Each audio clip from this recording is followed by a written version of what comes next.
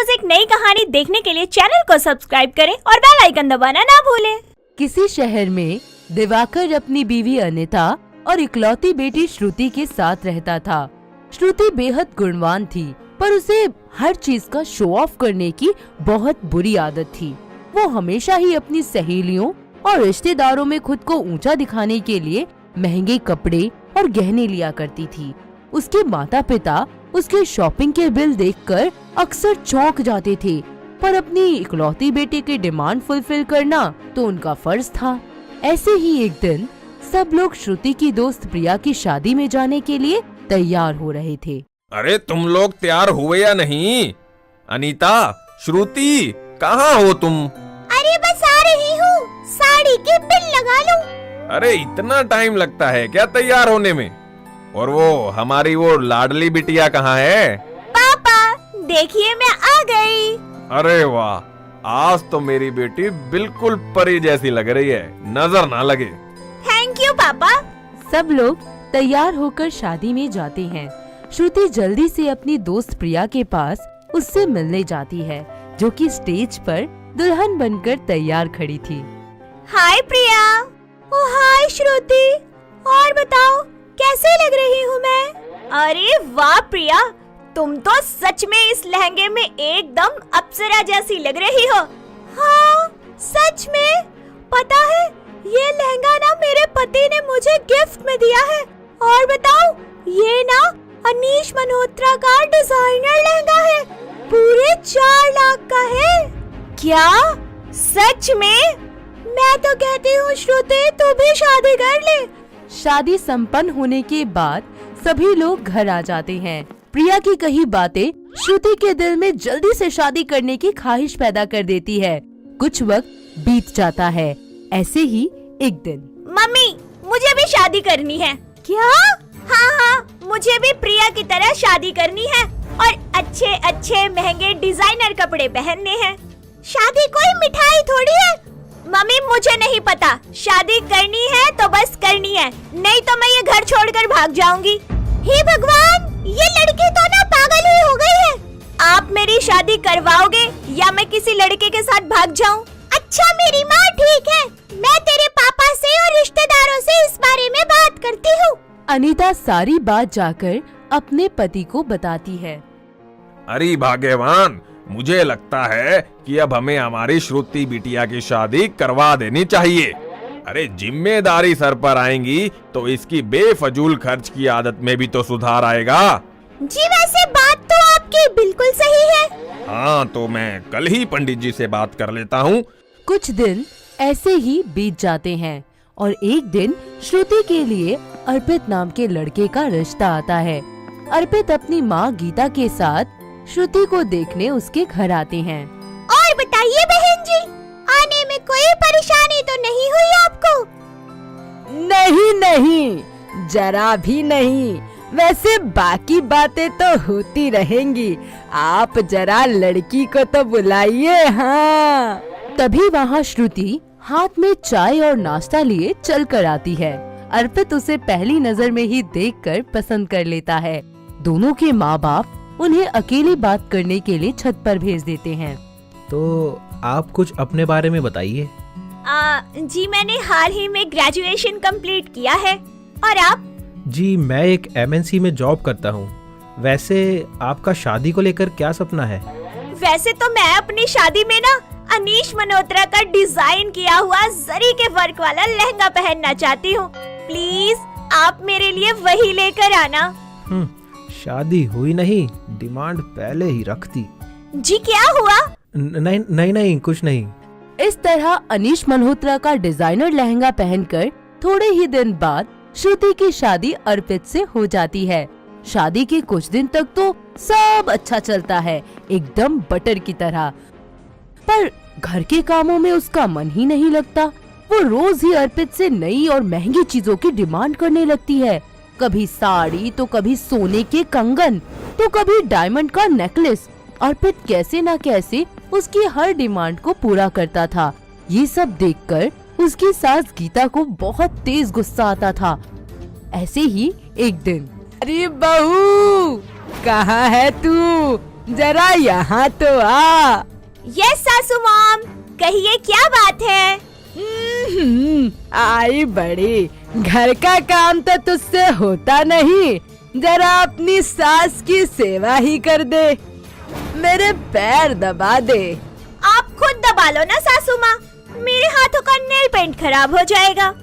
यहाँ मेरे पैर इतने दर्द कर रहे हैं और तुझे मुई नेल पेंट की पड़ी है। ऑफ कोर्स सासू mom, look at this, it's mirror nail paint.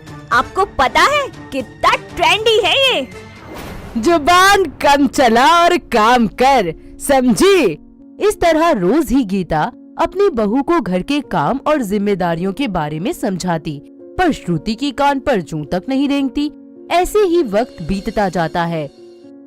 एक शाम अर्पित ऑफिस से घर आता है तो देखता है कि श्रुति गुस्से में मुंह फुलाकर अपने कमरे में बैठी है।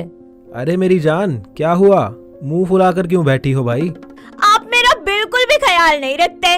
6 महीने हो गए हैं हमारी शादी को और अभी तक हम हनीमून पर नहीं गए। बात समझने की कोशिश करो। शादी में इतना खर्चा हो गया है और फिर तुम्हारी रोज रोज की डिमांड और अब ये हनीमून। अरे बाबा, मैं इतना नहीं कर सकता। क्या नहीं कर सकते हो? तो शादी ही क्यों की मुझसे, बोलो। तुम अपना ध्यान घर के काम और माँ जी की सेवा में लगाओ, समझी? दिन बीतते जाते हैं। अर्पित और श्रुति के बीच रोज रोज किसी न किसी बात को लेकर कलह होता ही रहता है। ये सब देख गीता को बिल्कुल भी अच्छा नहीं लगता। वो अपनी बहू को समझाने के लिए उसके पास जाती है। अरे बहू, मेरी बात सुन, ऐसे घर में रोज रोज कलेश करना अच्छी बात नहीं है। आप कुछ ना ही कहे ना तो ज्यादा अच्छा है सासू मॉम। अरियो, क्या मतलब है तेरा? मुझे ना सब पता है।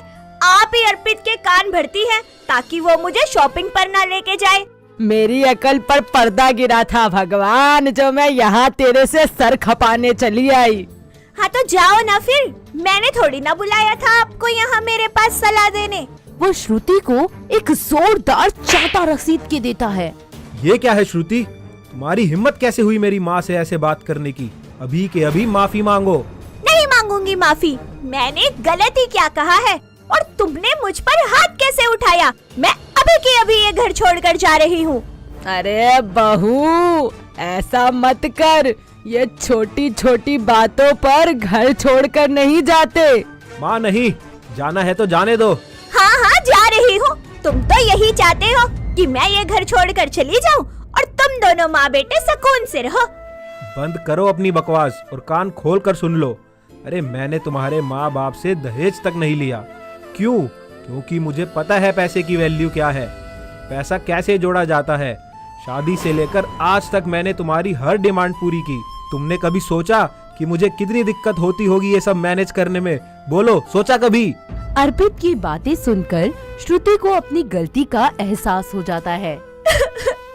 प्लीज प्लीज अर्पित जी, मुझे माफ कर दीजिए। मैंने अपने बेफिजूल के खर्च और शो ऑफ की आदत में इतना खो गई थी कि मुझे समझ ही नहीं आ पाया कि मैं कितना गलत कर रही हूँ। मुझे माफ कर दीजिए। नहीं नहीं, तुम्हें तो घर छोड़कर जाना है। जाओ बाबा जाओ, मैं तुम्हें माफ नहीं करूँगा। अरे मेरे लाल, माफ कर दे बहू को, गलती सबसे हो जाती है। हाँ, इस तरह अर्पित अपनी बीवी को माफ कर देता है। साथ ही श्रुति अपने बेफजूल के खर्च करने की आदत को छोड़कर पैसे जोड़ना शुरू कर देती है और घर की सारी जिम्मेदारियां अच्छे से निभाने लगती है। फिर सब एक साथ मिलकर खुशी खुशी रहने लगते हैं। प्रताप सिंह अपनी बीवी कौशल्या और बेटी अनीता के साथ रहता था। यूं तो अनीता सभी कामों में कुशल थी, पर बचपन से ही उसे गाना गाने का बहुत शौक था। बस उसमें एक ही कमी थी, वो थी तो 25 साल की, पर उसका कद बस 4 फुट था, जिसके कारण लोग उसे नाटी छोटी जैसे नामों से चिढ़ाया करते थे। उसके माता पिता अपनी बेटी की शादी को लेकर अक्सर चिंतित रहते थे, क्योंकि उसकी कम हाइट के चलते कहीं भी उसके रिश्ते की बात नहीं बन पाती थी। ऐसे ही एक दिन पंडित जी अनीता के लिए एक लड़के का रिश्ता लेकर उनके घर आते हैं। ये देखिए जजमान, इस लड़के का नाम अनुज है। शहर की बहुत बड़ी कंपनी में काम करता है और बिल्कुल शरीफ नेक लड़का है बिटिया के लिए। मगर मगर क्या पंडित जी, साफ साफ कहिए ना, क्या बात है? मगर बिटिया के कद कम होने की वजह से शायद वो महंगी डिमांड करे। कोई बात नहीं पंडित जी, हमने इतना सारा धन दौलत जायदाद अपनी इकलौती बेटी के लिए तो जमा किया है। आप इन सब चीजों की बिल्कुल चिंता ना करें। और जल्दी से हमारी बेटी का रिश्ता पक्का कर दीजिए। थोड़े ही दिनों बाद अनुज और उसकी माँ शारदा अनीता को देखने आते हैं, जहाँ अनुज को अनीता पहली ही नजर में भा जाती है। साथ ही उसे उसके छोटे कद से कोई परेशानी नहीं होती, पर उसकी माँ शारदा अनीता को देखकर बुरा सा मुंह बना लेती है। हमें लड़की पसंद तो आई, पर हमारी कुछ शर्तें हैं भाई साहब। जी बहन जी, कहिए क्या बात है? देखिए भाई साहब, घुमा फिरा कर तो मैं कहती नहीं, सीधा सीधा बोलती हूँ। आप जानते ही हैं कि आपकी लड़की नाटी है, पर कोई बात नहीं, आप दहेज बढ़ा दे दो, तभी रिश्ता पक्का होगा। जी आप चिंता मत करो, आपको किसी चीज की कोई कमी नहीं होगी। इस दहेज की नींव पर अनीता और अनुज का रिश्ता पक्का हो जाता है। कुछ ही दिनों बाद उन दोनों की शादी हो जाती है और उसकी सास अपनी नई नवेली दुल्हन की मुंह दिखाई की रस्म रखती है, जिसमें उनके बहुत से रिश्तेदार अनीता के छोटे कद को लेकर तरह तरह की बातें करने लगती हैं। ऐसी बातें सुन बेचारी अनीता को बहुत बुरा लगता है। वो रोती हुई फंक्शन से उठकर अपने कमरे में चली जाती है। तभी अनुज उसके पास आता है और कहता है, क्या हुआ अनीता, तुम वहाँ से चली क्यों आई? आप ही बताइए ना अनुज जी, इसमें मेरी क्या गलती है कि अगर मेरी हाइट कम है? आज ये लोग कह रहे हैं, कल को और लोग भी कहेंगे। किस किस का मुंह बंद करेंगे आप? अरे तुम लोगों की बातों पर ध्यान ही मत दो। जब तक मैं तुम्हारे साथ हूँ, तुम्हें चिंता करने की कोई जरूरत नहीं है अनीता। वक्त बीतता जाता है। अनीता लोगों की बातों को अनसुना कर अपने काम में लगी रहती है। ऐसे ही एक दिन जब वो बाजार जाती है, अरे देखो देखो, कैसी नाटी सी अजीब सी लड़की है, बोनी सी। और ऐसा लगता है जैसे अनुज के साथ कोई बच्चा जा रहा है। अब पता नहीं क्या सोच के शादी कर ली इन दोनों ने। हाँ, अरे भाई, जब दिल आया गधे पर तो परी क्या चीज है? लोगों की ऐसी बातें सुन अनीता को बहुत बुरा लगता है। वो खुद को कमरे में बंद कर लेती है और सारा सामान तोड़ फोड़ करने लगती है। तभी उसकी सास वहाँ आ जाती है। अरे ओ सत्यानाशन, क्या हुआ? क्यों सारा सामान तोड़ फोड़ रही है? और ये दरवाजा क्यों बंद किया है? खोल इसे। माँ जी, मुझे किसी से नहीं मिलना, आप प्लीज चली जाइए यहाँ से। अरे नहीं मिलना तो मत मिल, पर हाँ, अगर अब कोई सामान तोड़ा ना तो मैं तुझे तोड़ दूंगी, समझी? तभी वहाँ अनुज आ जाता है। माँ, क्या हुआ? और अनीता कहाँ है?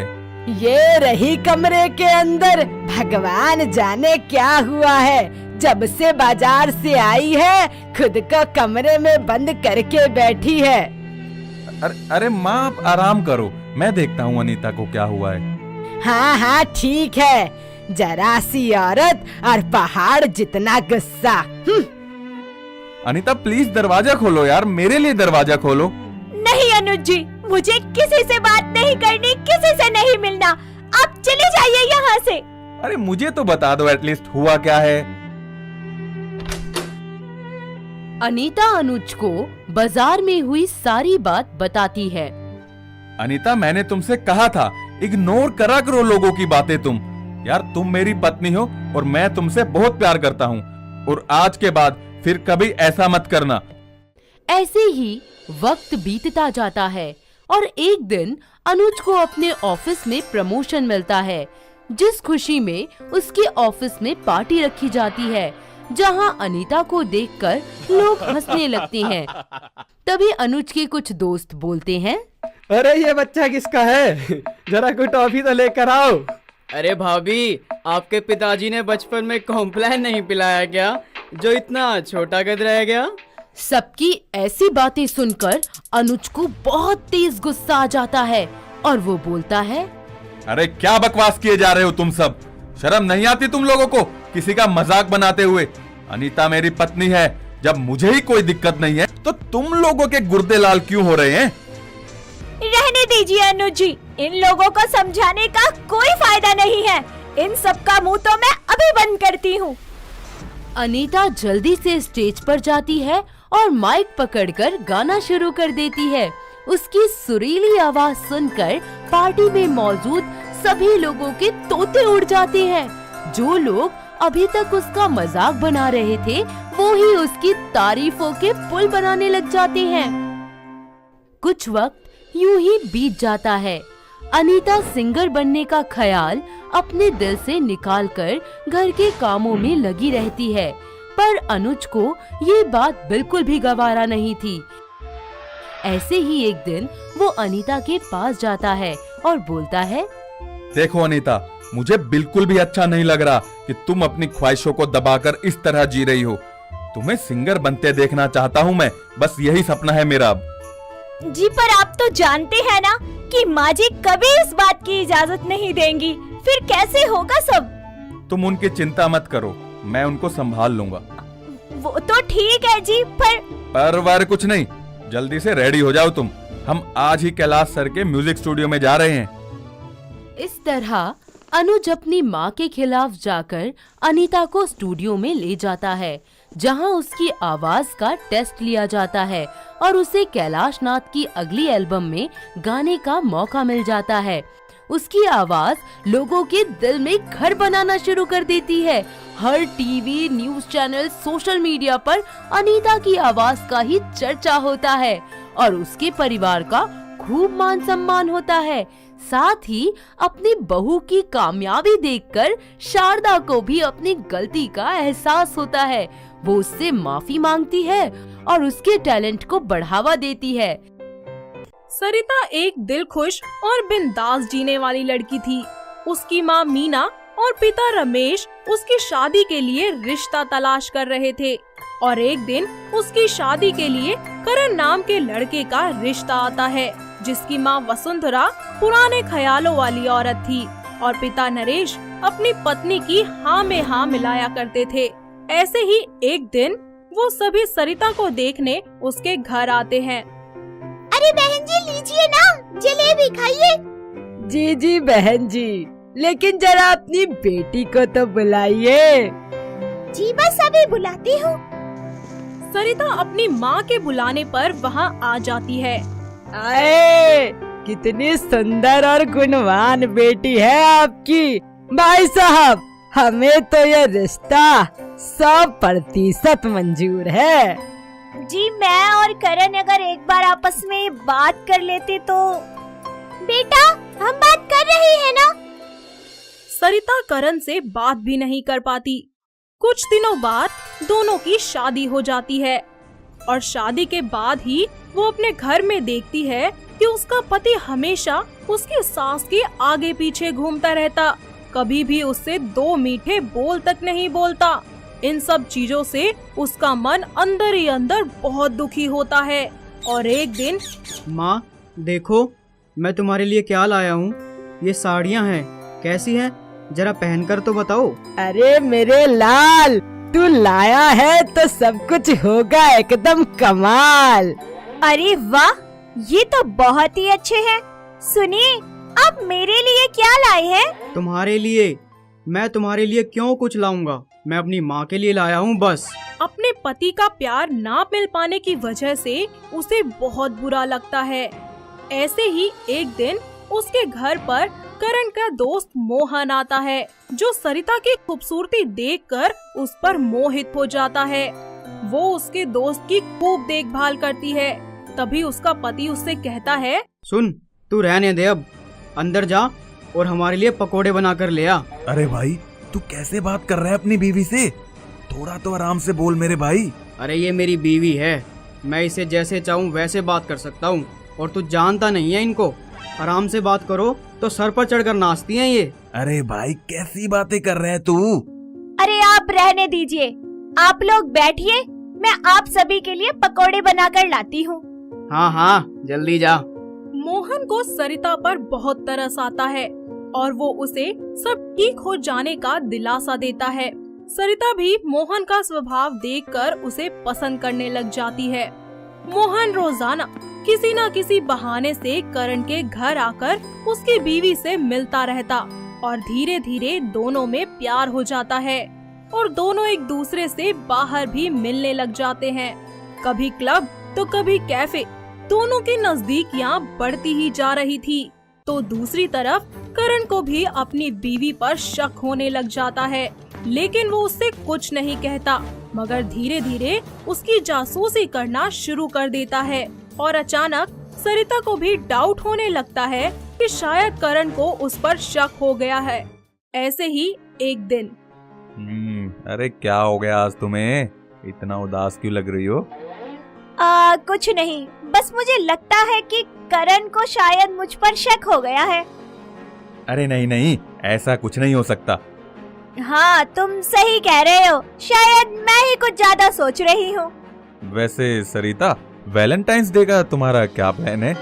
आखिर अब हम दोनों साथ हैं तो कुछ तो खास होना चाहिए ना? सही कह रहे हो, क्यों ना उस दिन हम दोनों कहीं घूमने चले?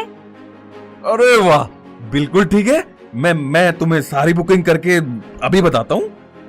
अच्छा, तो फिर मैं चलती हूँ, देर हो रही है। Okay, bye. ठीक है, बाय। कुछ दिन ऐसे ही बीत जाते हैं। मोहन सरिता के लिए सरप्राइज प्लान करता है और वैलेंटाइंस डे के एक दिन पहले उसे कॉल करके अगले दिन शाम 6 बजे मिलने का बोल देता है। यह सब सुनकर सरिता बहुत एक्साइटेड होती है और फोन काट देती है। मोहन और सरिता की सारी बातें करण सुन लेता है और उसे बहुत गुस्सा आता है, मगर वो उस समय तो कुछ नहीं कहता, लेकिन उन दोनों को रंगे हाथों पकड़ने का प्लान बनाता है। अगले दिन मोहन सरिता से मिलता है और उसकी आंखों पर पट्टी बांधकर उसे कार में ले जाता है। करण भी उनके पीछे निकल जाता है। मोहन, तुम मुझे कहाँ ले जा रहे हो? कुछ बताओ तो सही एक बार। अरे वेट यार सरिता, ये सरप्राइज है, ऐसे थोड़ी ना सब कुछ बता दूंगा। मोहन और सरिता रेस्टोरेंट में पहुंच जाते हैं और सरिता को मोहन का सरप्राइज बहुत ही अच्छा लगता है।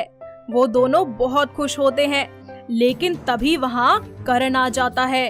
करण को वहाँ देखकर दोनों थोड़े डर जाते हैं, लेकिन करण वहाँ कोई तमाशा नहीं करना चाहता था, तो गुस्से में वापस घर आ जाता है। माँ, आपको पता है आपकी बहू मेरे दोस्त के साथ घूमती है, कुछ तो खबर रखा करो उसकी। अरे शांत हो जा, आने दे उसे, इसकी आज ऐसी खबर लूंगी कि जिंदगी भर याद रखेगी। हाँ, तभी वहाँ सरिता और मोहन साथ में आते हैं। अरे ओ कलमुही, शर्म नहीं आई तुझे? यूँ बाहर से मुंह काला कराते हुए। रुक, तेरे घर वालों को अभी पहुँचाती हूँ ये खबर। अरे आपके बेटे को शर्म आई क्या? अपनी बीवी से ऐसे बदतमीजी से बात कर रहा है। सरिता, चुप हो जा, आज वरना मैं तेरा कल्याण कर दूंगा। और मोहन, तुम मेरा दोस्त है ना? वाह, क्या खूब दोस्ती निभाई है तूने मेरी ही बीवी के साथ। अरे भाई, कौन सी बीवी? आज तक तूने इसे अपनी बीवी माना भी है? कभी इसके दिल की बात सुनी है? कभी इससे दो प्यार भरी बातें की है? अरे तुझे तो ये भी नहीं पता कि इसे किस चीज से खुशी मिलती है। अगर तू इसे बीवी मानता ना तो आज ये मेरे साथ नहीं होती। मोहन की बात सुनकर करण चुप और शांत खड़ा हो जाता है और उसे वो समय याद आने लगता है जब उसने अपनी बीवी को कभी बीवी नहीं माना था। तो वहीं वसुंधरा सरिता के घर वालों को फोन करके वहाँ बुला लेती है और उन्हें सारी बात बताती है। तुझे शर्म नहीं आई ऐसा कुछ करते हुए? अरे तूने एक बार भी हमारे बारे में नहीं सोचा? गलती मेरी नहीं बल्कि आप लोगों की है। जो कुछ भी हुआ ना आप लोगों की वजह से हुआ।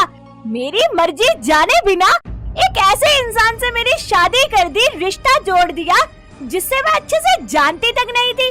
अरे उसने ये रिश्ता कभी निभाया ही नहीं। आज तक मुझे प्यार के 2 बोल नहीं बोले उसने। अरे जो चीजें मुझे मेरे पति से मिलनी चाहिए वो सब कुछ मुझे मोहन ने दिया, तो क्यों ना प्यार करूं मैं उससे। आप लोग कैसे पेरेंट्स हैं जिन्होंने अपनी बेटी की खुशी तक नहीं देखी। अरे आपने जो कुछ भी किया ना सिर्फ और सिर्फ अपने लिए किया, मेरे लिए नहीं। सरिता बेटा हमें माफ कर दे, हमसे बहुत बड़ी गलती हो गई। हमने एक बार भी अपनी बेटी के दिल की बात नहीं जानी। बेटा हमारी तरफ से तुझे खुली छूट है, तो जिसके साथ रहना चाहती है ना उसके साथ रह। सरिता मोहन को अपने पति के रूप में स्वीकार कर लेती है और करण को तलाक देकर अपना सुखी जीवन बिताने लगती है। तो वहीं करण अपनी पूरी जिंदगी अफसोस और उदासी में जीता रहता है। वसुंधरा को भी अपने बेटे की ऐसी हालत देखकर बहुत दुख पहुंचता है और अपनी गलती का एहसास होता है कि किस तरह उसने अपनी बहू को मुट्ठी में करने की कोशिश की थी। शिवम सिंह अपनी बीवी प्रिया और बेटी खुशी के साथ रहता था। खुशी एक मॉडल बनना चाहती थी। यूँ तो खुशी बहुत ही सुंदर थी, मगर उसकी नाक बहुत ही ज्यादा मोटी थी, जिसके चलते उसकी शादी की बात ही नहीं बन पा रही थी। उसकी मोटी नाक की वजह से हर कोई उसके रिश्ते के लिए मना कर देता। इन सब के चलते खुशी बहुत ही परेशान रहा करती थी। ऐसे ही एक सुबह, अरे खुशी कब तक सोती रहेगी, जल्दी उठ, टाइम भी देखा है। हाँ माँ, क्यों चिल्ला रही हो सुबह सुबह? चिल्ला नहीं रही हूँ बल्कि तुझे उठा रही हूँ। सुबह के 7 बज चुके हैं। ओह शिट, 7 बज गए। माँ मैं लेट हो जाऊंगी। खुशी तुरंत उठकर तैयार होती है और ऑडिशन के लिए घर से निकल जाती है, पर उसकी मोटी नाक के चलते वहाँ भी उसे रिजेक्शन का सामना करना पड़ता है। अपने सपने को इस तरह टूटता बिखरता देख वो दुखी और हताश मन से घर लौट आती है और अपनी माँ को रोते हुए सारी बात बताती है। कोई बात नहीं बेटा, तू लोगों की बातों को दिल पर क्यों लेती है? उन्हें क्या पता तेरे अंदर क्या क्या खूबियाँ हैं। माँ तो माँ होती है ना, माँ को कभी अपने बच्चे बुरे थोड़ी ना लगते हैं, पर लोग तो ये बात समझते ही नहीं, हमेशा मुझे ताना देते हैं।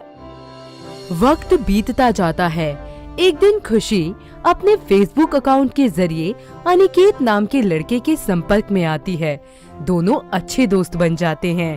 फिर ये दोस्ती प्यार में कन्वर्ट हो जाती है और दोनों शादी करने का फैसला कर लेते हैं। जल्द ही दोनों कोर्ट मैरिज कर लेते हैं। अनिकेत खुशी को अपनी पत्नी बनाकर घर ले जाता है, जहां उसकी माँ चांदनी उनका इंतजार कर रही होती है। अरे ओ अनिकेत बेटा, इतनी देर क्यों लगा दी आने में? तुझे पता है नहीं है कि कब से इंतजार कर रही थी तुम्हारा और बहू का। माँ जी, अब तो हम आ ही गए ना, तो जल्दी से स्वागत कर दीजिए अपनी नई बहू का। अरे बेटा, तूने बताया नहीं बहू को कि हमारे घर में घूंघट नहीं ओढ़ते। माँ तो आप उठा दो ना। अनिकेत, ये तू कैसी बहू लेकर आया है घर में? जरा इसकी नाक तो देख, ऐसा लगता है जैसे किसी ने पकोड़ा रख दिया हो आलू का। माँ तुम ये क्या कह रही हो? अरे मैं क्या, जो भी देखेगा यही कहेगा। ऐसा लगता है 4 लोगों की नाक को मिलाकर इसकी नाक बना दी है। हाँ माँ, एक और शब्द नहीं। दूसरे तो बाहर वाले हैं, उनका काम ही है कहना, पर आप तो मेरे घर वाले हैं ना। अगर आप ऐसा कहेंगे तो मैं बिल्कुल सहन नहीं करूंगा। ऐसे ही वक्त बीतता जाता है। खुशी अपने ससुराल की सारी जिम्मेदारियां बहुत अच्छे से संभालती है।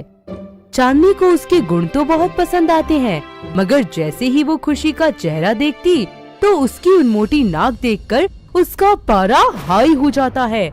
ऐसे ही एक दिन चांदनी की दोस्त उससे मिलने उसके घर आती है। अरे क्या बात है चांदनी, तू तो अनिकेत की शादी के बाद हमसे मिलने ही नहीं आई, तो ले मैं ही आ गई तेरे पास। अरे अरे अब तुझे क्या बताऊं, जब से बहू आई है बाहर जाने का मन ही नहीं करता। अरे तू खुद ही देख ले। अरे बहू, अरे नास पीटी डंकनी कलंकनी कहाँ मर गई। तभी खुशी ट्रे में मेहमानों के लिए चाय, बिस्कुट और नमकीन लाकर उस टेबल पर रख देती है और पैर छूकर हेतल का आशीर्वाद लेती है। जुग जुग जियो बेटा। अरे ये तो बहुत सुंदर है चांदनी। क्या खाक अच्छी है, इसकी नाक की वजह से पूरे मोहल्ले में मेरी ही नाक कट गई। बस इसलिए मैं घर से जरा कम बाहर निकलती हूँ। अरे नाक मोटा है तो क्या हुआ, नैन नक्श देख इसका, कितनी तो सुंदर है। अरे काहे के नैन नकस, जब भी घर से निकलो तो लोग हंसते हैं मेरे ऊपर कि देखो देखो इसका बेटा कैसी मोटी नाक वाली बहू लाया है। हाँ, लोगों का तो काम है बकवास करना, तू बस अपनी बहू के गुणों को देखा कर। तू मेरी दोस्त होकर भी मेरी दुख को नहीं समझ पा रही। हाँ ठीक है चांदनी, तू कहती है तो मैं चुप हो जाती हूँ, पर तू मेरी बातों पर गौर फरमाना। कुछ देर बात करने के बाद हेतल वहाँ से चली जाती है। ऐसे ही वक्त बीतता जाता है, मगर चांदनी का अपनी बहू के प्रति बर्ताव बिल्कुल सुधरता नहीं है। वो उसे भला बुरा कहने का और उसकी मोटी नाक का मजाक बनाने का कोई भी मौका हाथ से नहीं जाने देती। इन सब से दुखी होकर एक दिन खुशी अपने पति से कहती है, देखिए ना अनिकेत जी, मैं कितना भी कर लूं, कितनी भी सेवा कर लूं माँ जी की, पर वो तो हमेशा ही मुझे ताने देती रहती है, मुझे पसंद ही नहीं करती। अरे खुशी, तुम माँ की बातों का बुरा मत माना करो। वक्त बीतता जाता है। जो कोई भी खुशी को देखता वो उसके गुणों की खूब तारीफ करता, मगर चांदनी को तो बस अपनी बहू की मोटी नाक ही नजर आती थी। धीरे धीरे सास बहू का मनमुटाव बहुत ज्यादा बढ़ने लगता है, जिसके कारण आए दिन घर में खटपट होती ही रहती है। ऐसे ही एक दिन, अरे ओ पकोड़े जैसी नाक की, जरा इधर तो आ, मेरे पैर दबा। बस कीजिए मम्मी जी, बहुत हो गया आपका। अरे अगर मैं आपको कुछ कहती नहीं तो इसका मतलब ये नहीं है कि आपके जो मुंह में आएगा वही बोलती जाएंगी। हाँ तो इसमें गलत ही क्या है, तुझे देख के तो कोई भी बोलेगा पकोड़ी गुलगुला। माँ जी आपको शर्म नहीं आती अपनी बहू का मजाक बनाते हुए? आखिर मेरी भी कोई इज्जत है, मैं भी अपनी पहचान बना सकती हूँ, देख लेना आप। हाँ हाँ देखते हैं कि धोती को फाड़ के कौन सा रुमाल करती है तू अपनी पकोड़े जैसी नाक के साथ। मैं आपको चैलेंज देती हूँ कि मैं अपनी पहचान जरूर बनाऊंगी। खुशी अपने पति से बात कर अपनी मोटी नाक की सर्जरी कराने के लिए डॉक्टर से अपॉइंटमेंट लेकर उनसे मिलने जाती है, मगर डॉक्टर उसकी कॉम्प्लिकेशन बताकर उसे मना कर देती हैं। वो निराश मन से एक रेस्टोरेंट में जाकर बैठ जाती है। वहाँ उसे कोई भी टेबल खाली नहीं मिलता, इसलिए वो कुशाल नाम के आदमी के पास जाकर उससे टेबल शेयर करने के लिए पूछती है। एक्सक्यूज मी सर, क्या मैं यहाँ बैठ सकती हूँ? जी हाँ जरूर, क्यों नहीं। Thank you. वैसे आप तो मशहूर मॉडल कुशाल टंडन है ना?